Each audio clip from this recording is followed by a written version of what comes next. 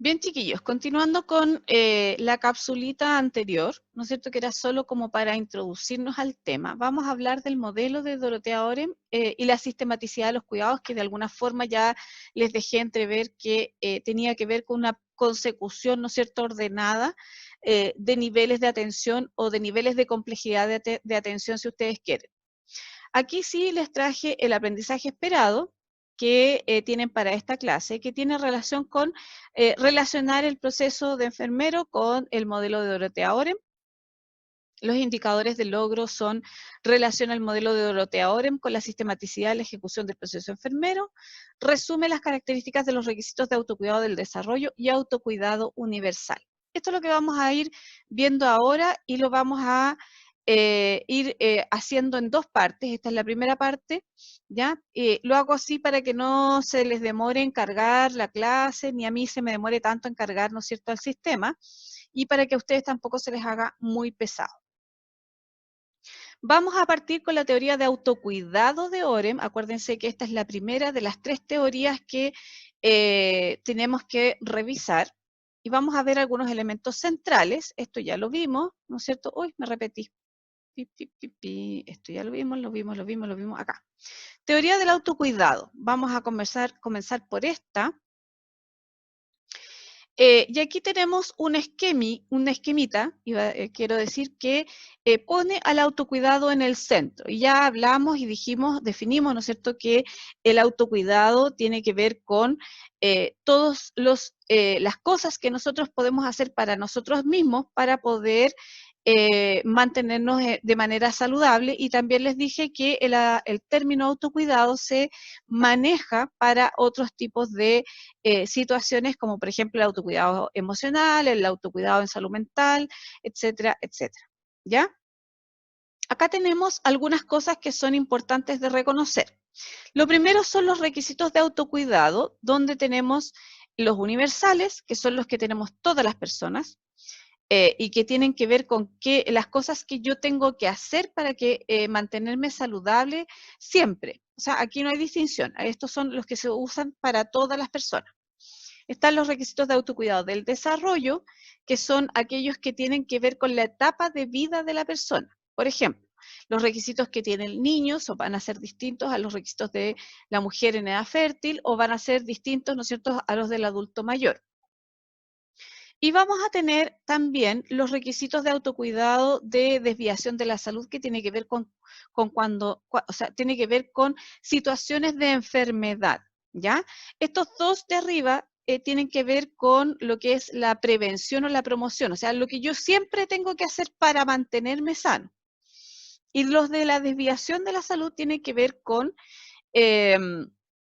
las cosas que yo tengo que hacer para recuperar mi salud después de que yo ya me enfermé, ¿ya? Tenemos acá arriba lo que se llaman los factores condicionantes básicos, que tienen que ver con algunas condiciones que tienen que tener las personas para poder llevar a cabo los requisitos universales. Por ejemplo, vamos a hablar del factor dinero, el factor conocimiento, el factor habilidad. Hay varios factores que los vamos a ir mencionando más adelante. A este otro lado tenemos las agencias de autocuidado, donde tenemos, digamos, quién tiene que ver con quién se hace cargo de ese autocuidado hacia esta persona que de alguna forma lo requiere, ¿ya? Y están las operaciones de autocuidado, están los componentes de poder y están las capacidades y disposiciones fundacionales que nos van a permitir de alguna manera que esa agencia de autocuidado, porque son varias, se desarrolle, ¿no es cierto?, el autocuidado de manera correcta en cada uno de los requisitos de autocuidado que tenemos acá, ¿ya? Todo esto lo vamos a ver más en detalle. Entonces, los requisitos de autocuidado corresponden a las demandas de autocuidado, ¿ya? Y la agencia de autocuidado es cómo nosotros vamos a lograr resolver esas demandas y a través de quién, ¿ya? Acuérdense que la agencia es quien personifica de alguna forma el cuidado en esa persona, ¿ya? Si ustedes se fijan acá abajo, hay una como balanza, ¿no es cierto?, donde nosotros vamos a tener las demandas de autocuidado con los requisitos, que son los que están acá, y la agencia de autocuidado donde si las demandas de autocuidado, los requisitos se cumplen por parte de la persona, la agencia de autocuidado está funcionando de manera correcta, ¿ya?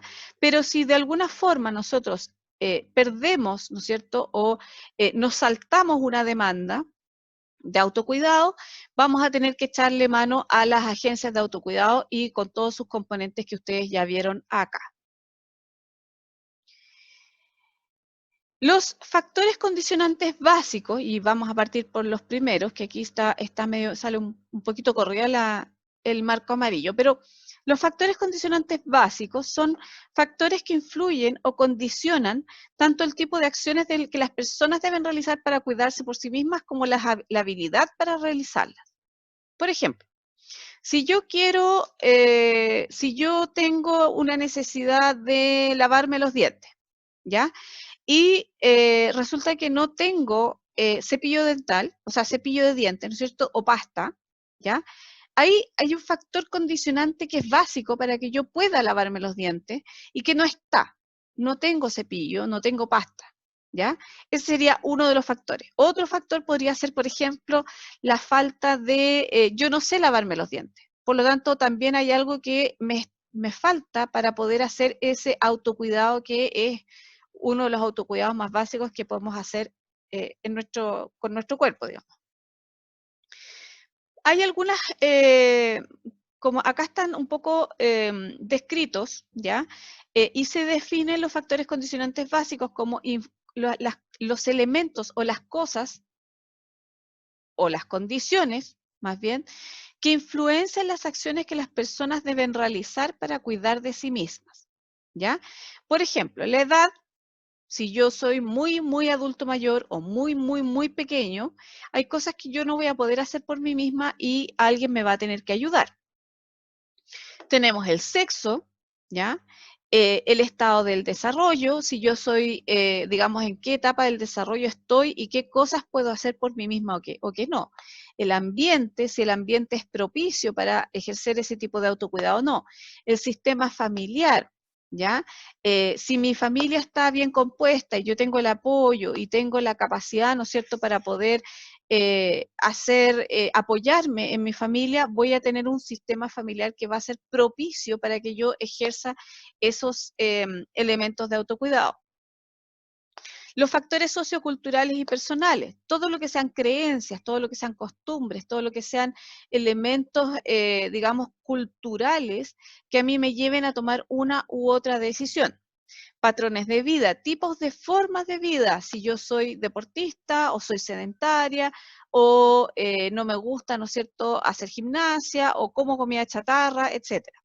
Los recursos disponibles, y aquí tenemos todos los recursos involucrados, el elemento en sí, tenemos el dinero, tenemos el tiempo, tenemos digamos, el recurso conocimiento, ¿ya?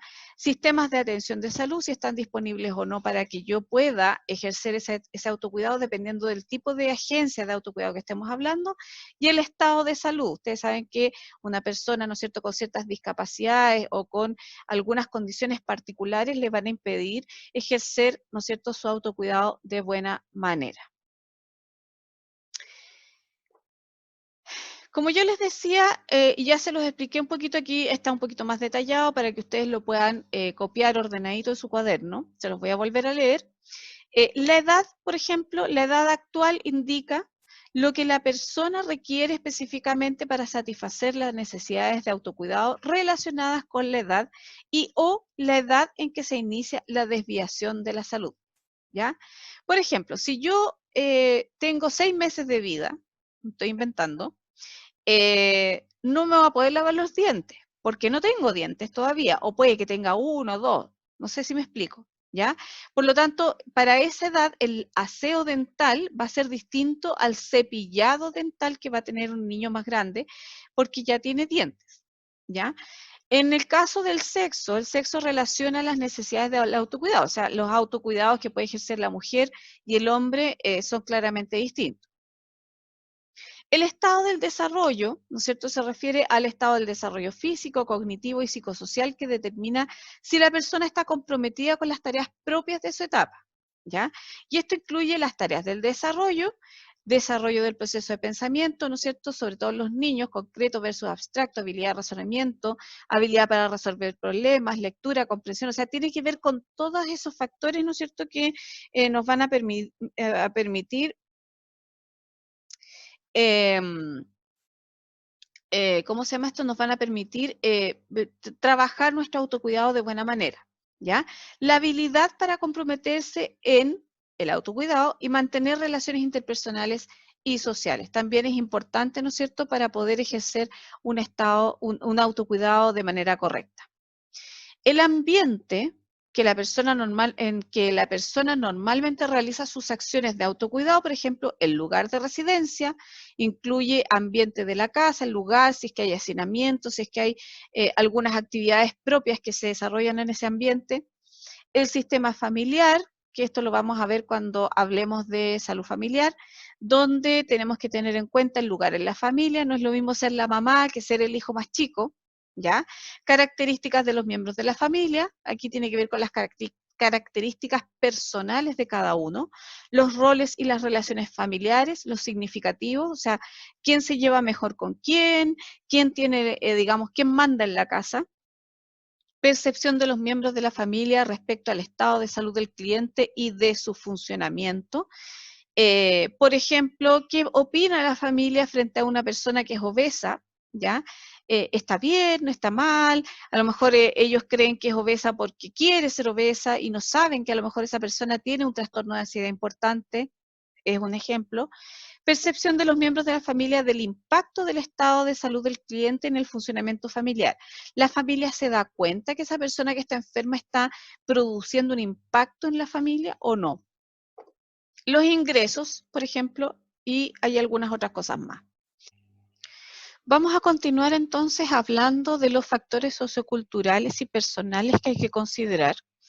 Y dentro de esto hay que considerar múltiples factores, ¿no es cierto?, que son complejos, que se interrelacionan, ¿no es cierto?, con el ambiente social, como por ejemplo el idioma, la educación, la ocupación, las creencias y prácticas culturales, las creencias en salud, la religión y prácticas relacionadas con la espiritualidad. Todo lo que tiene que ver con la cultura es importante que nosotros lo tengamos presentes para poder entregar, ¿no es cierto?, el mejor cuidado bajo este modelo de autocuidado.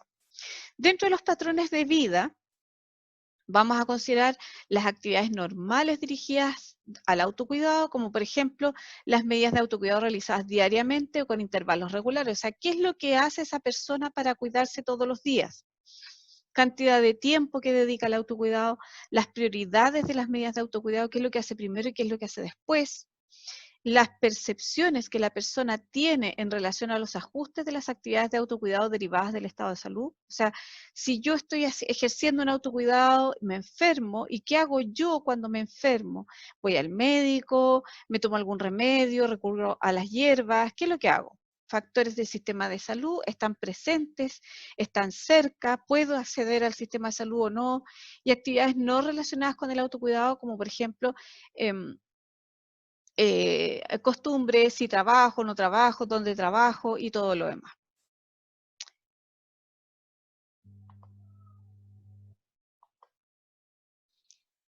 Dentro de los recursos disponibles, vamos a tener que considerar aquellos recursos, ¿no es cierto?, que sean económicos, los recursos personales, que estén disponibles en el ambiente de la persona, ¿no es cierto?, en relación a, por ejemplo, lo que yo les comentaba, si es muy claro el ejemplo de una persona que vive en el cerro o en las montañas, digamos. Ustedes saben que no hay pescado, no hay cómo hacer llegar el pescado. Por lo tanto, es muy difícil que la persona pueda comer pescado si es que está en la montaña. Pero ¿qué es lo que puede hacer la persona para comer pescado? A lo mejor hay alguna pescadería que trae el pescado congelado, a lo mejor trae pescado, encarga pescado en otro lado, no sé. Hay que considerar todos los recursos que son propios del ambiente donde está la persona. Dentro del sistema de atención de salud, el sistema, ¿no es cierto?, hay que considerar el sistema al cual la persona puede recurrir. Por ejemplo, si es que puede ir al consultorio o ir a la junta de vecinos o a la municipalidad para que tengan alguna ayuda en términos de salud. En relación al estado de salud, hay que tener en presente el estado de salud actual, si es que tuvo alguna enfermedad importante, como también la percepción que tiene de su propia salud. O sea, si es una persona que está enferma pero se encuentra sana, va a ser muy distinto a una persona que está sana y se encuentra siempre enferma. ¿Ya? Esos son como los dos extremos que les puedo contar. Para eso tenemos que tener algunos datos, como por ejemplo la salud y la historia médica, ¿no es cierto?, la personal y la familiar. Ustedes saben que hay muchas enfermedades que son heredables, como el cáncer, ¿no es cierto?, la diabetes, la hipertensión, el estado general de salud, los problemas actuales que pueda tener, si tiene diagnóstico, si están en tratamiento, etcétera, etcétera. Vamos a revisar de nuevo ahora este mismo diagrama que yo les mostré en un comienzo, y ahora vamos a hablar de los requisitos de autocuidado, ¿no es cierto? Y tenemos los requisitos universales del desarrollo y de la desviación de la salud. Vamos entonces con los requisitos de autocuidado universal, que era lo que yo les decía, o sea, son parte de la condición vital de los seres humanos y están presentes en todas las personas y en todo momento. O sea, son las cosas como lo más básico que uno puede hacer para poder cuidarse a sí mismo. Vamos a tener los requisitos de autocuidado universal, son varios. Vamos a tener la mantención de un ingreso suficiente de aire, mantención de una ingesta suficiente de líquidos, mantención de una ingesta suficiente de alimento, aseguramiento de los cuidados asociados, con los procesos de eliminación, ¿no es cierto? Todo lo que tiene que ver con diuresis y con deposiciones, mantención de un balance entre la actividad y el reposo o el descanso, mantención de un balance entre la soledad y la interacción social, prevención de accidentes y de daños. Y la promoción de la normalidad, que también tiene que ver un poco con las actividades de promoción que nosotros hacemos cuando las personas están básicamente sanas. ¿Qué hacemos para que esas normalidad se mantenga? ¿Ya? Todos estos que ustedes ven aquí son requisitos que si la persona no los cumple, ¿ya? Lo más probable es que la puedan llevar a la muerte. Por ejemplo, si no podemos respirar, lo más probable es que no podamos vivir. Si no tomamos agua, también nos vamos a deshidratar y vamos a tener consecuencias importantes. ¿Ya? Por eso que se llaman autocuidado universal. Son universales para todas las personas en todas sus etapas de vida y en todo momento de salud o de enfermedad. Vamos a hablar entonces ahora de los requisitos de autocuidado del desarrollo, que son específicos para una edad, estado y experiencias particulares de vida de un individuo, ¿no es cierto?, relacionadas a cada etapa del ciclo vital. Y la idea de esto es proveer las condiciones que apoyen y promueven el desarrollo y prevenir o superar las condiciones que afecten el desarrollo. ¿Ya? O sea, esos dos objetivos son los que tiene, ¿no es cierto?, el cuidado de estos requisitos de autocuidado del desarrollo. Cuando hablamos de requisitos de autocuidado en desviaciones de la salud, tiene que ver cuando la persona tiene ya un problema de salud y debe realizar una acción particular para manejar esa situación. ¿Ya? O sea, yo me enfermé y ahora, ¿qué tengo que hacer para mejorarme? ¿O qué puedo hacer yo para que ese, digamos, autocuidado se mantenga aunque yo esté enferma? Ahora, en estas circunstancias de enfermedad, y esto es lo que lo hace distinto a estos requisitos de autocuidado de desviaciones de la salud, porque son propias de cada desviación de la salud, el individuo tiene las siguientes demandas adicionales de autocuidado. O sea, además tenemos que preocuparnos de algunas cosas particulares. Por ejemplo, que son como las más básicas, ¿ya? Tenemos buscar y asegurar atención médica apropiada, estar consciente y atento a los efectos de condiciones patológicas, incluyendo sus efectos sobre el desarrollo, ¿ya? Aquí se juntan todos los requisitos anteriores, no solo por la edad o no solo los básicos, sino que también hay algunas acciones que tienen que estar presentes o la persona tiene que llevar a cabo para poder ejercer de buena manera sus requisitos, ¿no es cierto?, en situación de enfermedad. Llevar a cabo eficazmente las medidas diagnosticadas prescritas y las medidas terapéuticas o de rehabilitación, tiene que ver con los tratamientos. Estar alerta y preocuparse de los efectos secundarios derivados del tratamiento médico. Modificar el autoconcepto y autoimagen, aceptando el estado de salud y la necesidad de autocuidado. A veces la gente cuesta para que entienda que están enfermos y que requieren, ¿no es cierto?, de un reposo, de tomarse, es la típica gente que no se toma las licencias, que no, porque yo no estoy enferma, que esto es un resfrío nomás, que no sé qué, ¿ya? También es importante que nosotros logremos entender que estamos enfermos y que tenemos que hacer una serie de cosas para estar mejor. Aprender a vivir con los efectos de las condiciones patológicas y del tratamiento médico en un estilo de vida que promueva el desarrollo personal. Y eso se refiere principalmente a las personas, ¿no es cierto?, con alguna patología crónica. Vamos a ver ahora un caso clínico, ¿ya?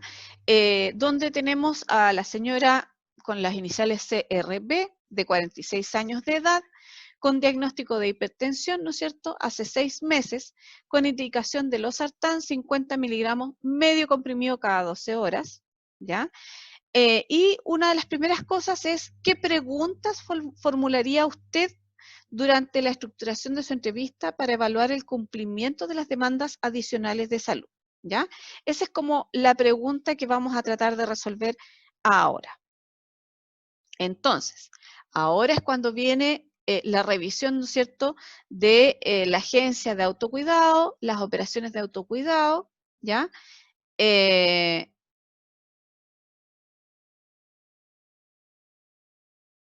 Me voy a volver un poquito acá para un poco cerrar el caso clínico y no irme para otro lado. Se me olvida que esto la solución del caso no se la puse.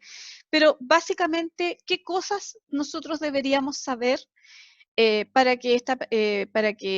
entender si esta paciente está realizando un autocuidado, ¿no es cierto?, en relación a las demandas adicionales de salud? Y ahí es donde nosotros nos tenemos que devolver, aunque los vaya a marear un poquito, pero para que me entiendan, a esto, ¿ya? O sea, lo primero, ¿buscó y aseguró la atención médica apropiada? Sí, porque tiene un diagnóstico y ya tiene un tratamiento. ¿Está consciente y atenta de las condiciones patológicas, incluyendo sus efectos sobre el desarrollo? Es una de las preguntas que podríamos hacer, ¿no es cierto? Si sabe lo que le significa a ella ser hipertensa.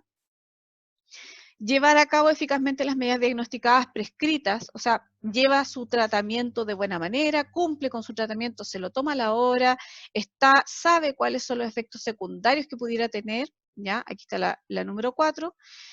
¿Sabe esta persona que ya no es una persona sana, pero que puede estar controlada? ¿Ya? Y sabe lo que tiene que hacer, ¿no es cierto? O qué estilo de vida, qué cosas de su estilo de vida esta persona tiene que modificar, ¿no es cierto?, para poder llevar una vida normal con su hipertensión. Esas serían como las preguntas o las cosas importantes que nosotros deberíamos considerar para entender las demandas adicionales de salud. Y ahora sí, chiquillos, para continuar con el hilo de la presentación, tenemos las agencias de autocuidado, las operaciones, donde tenemos las operaciones de autocuidado, los componentes de poder y las capacidades y disposiciones fundamentales. Recuerden que esta es la primera parte de la clase, ¿ya? Y aquí vamos a tener la agencia de autocuidado. Y la agencia de autocuidado es la combinación de conocimientos, destrezas, habilidades, motivación, acciones realizadas para cuidarse a sí mismo en materias relacionadas con la salud. O sea, cuando yo estoy hablando de autocuidado, ¿ya? De necesidades de autocuidado, digamos, habituales o el autocuidado universal, yo voy a ser mi agente de autocuidado porque soy yo misma la que me estoy entregando los cuidados. Ahora, la agencia de autocuidado está influenciada por los factores condicionantes básicos, que se acuerdan que eran varios, entre ellos los recursos, la edad, el sexo, etcétera, etcétera. Y la agencia de autocuidado es una estructura compleja de 3 niveles jerárquicos en las que cada nivel se basa en el precedente. Bien, hablemos un poquito en relación a las capacidades y disposiciones fundacionales que son parte, ¿no es cierto?, de la base de la pirámide de la agencia de autocuidado, son la base. Si nosotros no contamos con esas capacidades y disposiciones fundacionales, por eso se llaman fundacionales, porque son la fundación, o sea, la base de la agencia de autocuidado, es muy difícil que logremos llegar a un autocuidado adecuado. El objetivo, ¿no es cierto?, es capacitar, en el fondo las capacidades capacitan a la persona para llevar a cabo acciones deliberadas de autocuidado. Y dentro de ellas vamos a tener sensaciones, atención, aprendizaje, percepción, memoria, autoconciencia, autoevaluación, autoaceptación, autoimagen, orientación hacia el futuro, habilidad para trabajar con el cuerpo y sus partes. Los componentes de poder son habilidades específicas que han sido definidas y son necesarias para que una persona sea capaz de comprometerse en el autocuidado. Capacitan, ¿no es cierto?, a la persona, a las personas para realizar las operaciones de autocuidado y son intermediarios entre estas y las capacidades fundacionales, ¿ya? Y estas serían 10. Las vamos a ir nombrando acá una a una. Habilidad para mantenerse atento y vigilante en relación al yo como agente de autocuidado y las condiciones internas y externas y factores significativos para el autocuidado. El uso controlado de energía física disponible, necesaria para iniciar y continuar con las operaciones de autocuidado. Habilidad para controlar la posición del cuerpo y de sus partes en ejecución de los movimientos requeridos para iniciar y completar las operaciones de autocuidado. Habilidad para razonar dentro de un marco de referencia de autocuidado. Motivación a metas orientadas al autocuidado, coherentes con la vida, la salud y el bienestar. Habilidades para tomar decisiones acerca del autocuidado y de llevar a cabo las acciones. Habilidades para adquirir conocimiento técnico acerca de autocuidado desde fuentes autorizadas, de retenerlo y operacionalizarlo. Poseer un repertorio de destrezas cognitivas, perceptuales, manuales, comunicacionales e interpersonales apropiadas para llevar a cabo las operaciones de autocuidado. Habilidad para ordenar separadamente las acciones de autocuidado o en sistemas de acciones en acciones previas y siguiendo para alcanzar las metas reguladoras de autocuidado. Habilidad para llevar a cabo las operaciones de autocuidado en forma consistente, integrándolas con aspectos relevantes de la vida personal, familiar y comunitaria. Ahí estarían los 10 elementos. Vamos con las operaciones de autocuidado, ¿no es cierto? Son las capacidades relacionadas con el evaluar, tomar decisiones y actuar